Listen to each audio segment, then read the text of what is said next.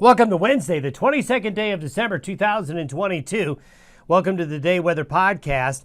Well, folks, I know everyone's tired of the wind. Boy, the wind yesterday was awful again in many areas, and we still have high wind watches and warnings for some areas of the Intermountain West again today and into Thursday, but change is coming. But for another 48 hours, maybe a little less than 48 hours, windy and mild weather will continue for the Front Range and many areas of the western high plains. But changes are afoot. We'll talk about that. First of all, today and tomorrow, windy. Again, temperatures are going to be above average.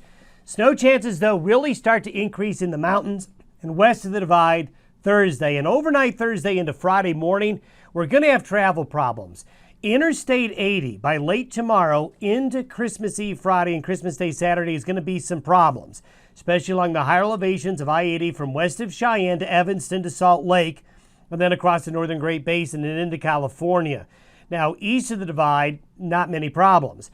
Interstate 70 in the mountains of Colorado, that's going to be a problem. I-15 in parts of Utah will be impacted as well. The mountain snows, folks, are going to be really, really impressive over the next 2 weeks. Very impressive snow is coming to the mountains. Christmas present for you skiers and you snowmobilers. What you've been waiting for is finally going to be developing. So in about a week to 10 days, the skiing and the snowmobiling will be great. Very cold air is likely to pour into the high plains and Rockies by the middle to the end of next week and into New Year's weekend. We'll show you that. What I'm going to do is step through the process of how the weather pattern is going to change over the next week. We mentioned yesterday that it's going to be like molasses, really slow to evolve.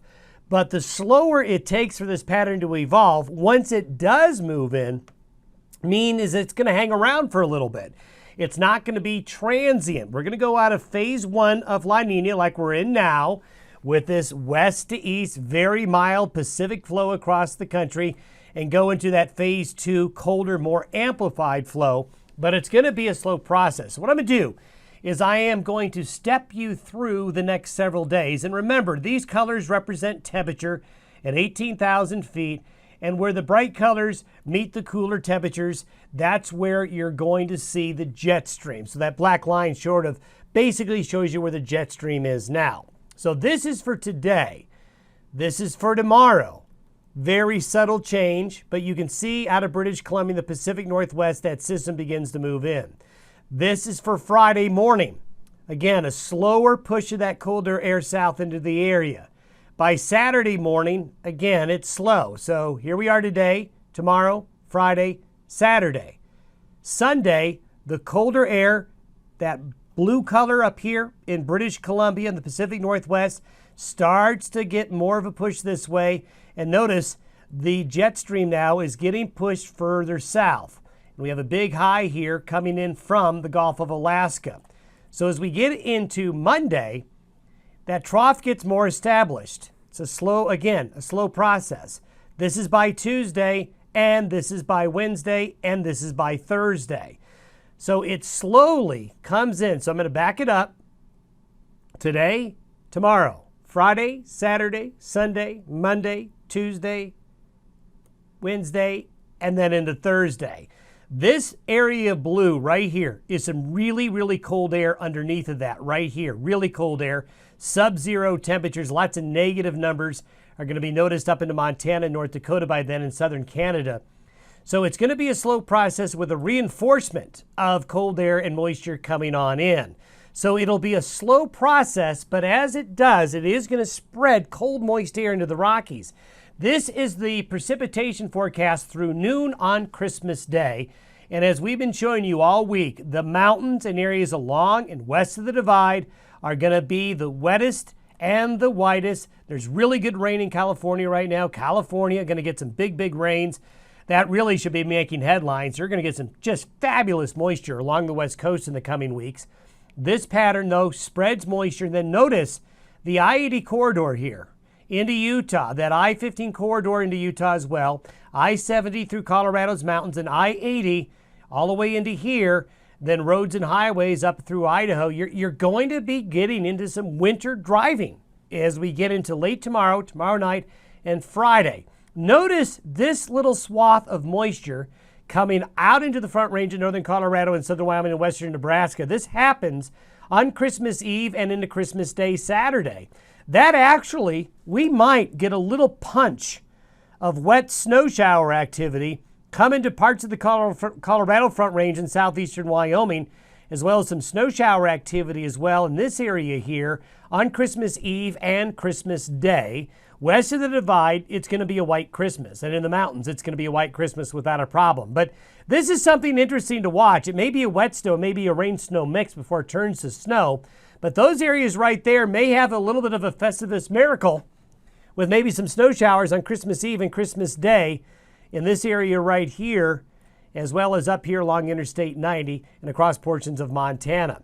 Now, as we go forward all the way through the next 10 days, this is what the snowfall looks like honing in on Utah, Wyoming, and Colorado. Look at those impressive snow totals in the mountains. Very, very impressive. There's a lot of mountain snow that'll be 1 to 3 to 4 feet over the next 10 days in the mountains of north central Colorado. You know, this area right here in particular is going to focus in and hit the ski areas really well.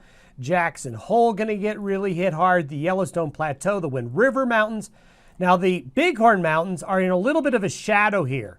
So the Bighorn Mountains are going to get snow, but snow amounts are going to be lighter than areas further to the west. Look at the Wasatch Front and the Uintas of Utah. So big snow's coming for you skiers and snowmobilers. A broader picture of the snow further west shows the Sierra Nevada all the way down into the mountains of Arizona and New Mexico. And then notice the snow here out in the northern plains, Montana and the Dakotas. You know, you're going to get into that deeper air earlier, and you're going to get into that snow earlier as well. Now, we've been talking about the snow hole. It's still showing up. So it's the northern and western areas, at least through the next 7 to 10 days, that have the best chances of snow. So here's the snowpack number as of this morning in Wyoming. See the upper North Platte at 83, 68 in the upper Green, only 73% there in the Snake River.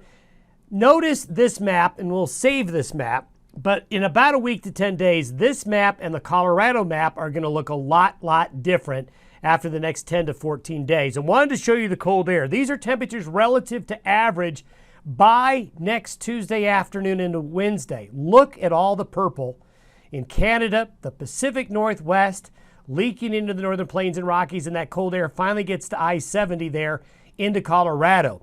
The purple areas here, you're going to have sub-zero temperatures. Those are going to be below zero temperatures by early next week. Look at the expansion of the cold by Thursday of next week. You're starting to get single digits to sub-zero temperatures all the way down to I-70 and across the interior west, pushing out further into the plains. Very warm temperatures here for this part of the U.S., but over the time frame of New Year's weekend into the first week of New Year's, we probably will see this Arctic air get all the way to the Gulf Coast. So it's finally happening. It's just a really slow process as we head into this weekend and next week. Have yourself a great